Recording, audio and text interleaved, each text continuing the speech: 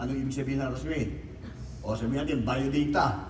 Kung mag-apply ka ng trabaho, usually, whenever we submit our resume, we will make sure na maganda ang nakalagay sa resume.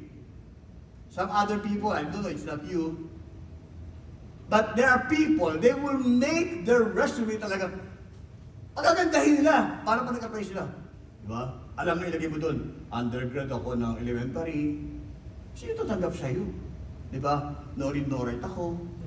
Yung resume mo ganun. Hindi, aayusin mo yan. Pagagandahin mo, making sure that it would appeal that you are very impressive to someone whom you will submit the resume.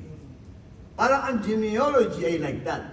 Pero come to think of it, when it comes to Matthew, he did the opposite.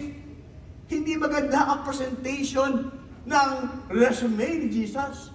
Dahil bakit kamo? May mga tao doon na binanggit na hindi kaya-aya ang kanilang mga nakaraan.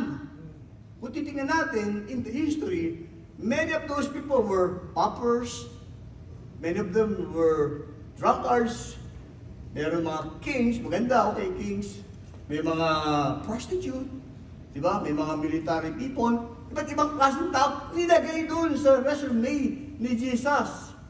Bagkus hindi maganda ang past ng mga taong yun, yet they were included in the genealogy of Jesus Christ. Come to think of us, no? Parang tayo.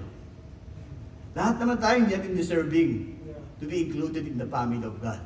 And yet God put us here in the spiritual family. Amen.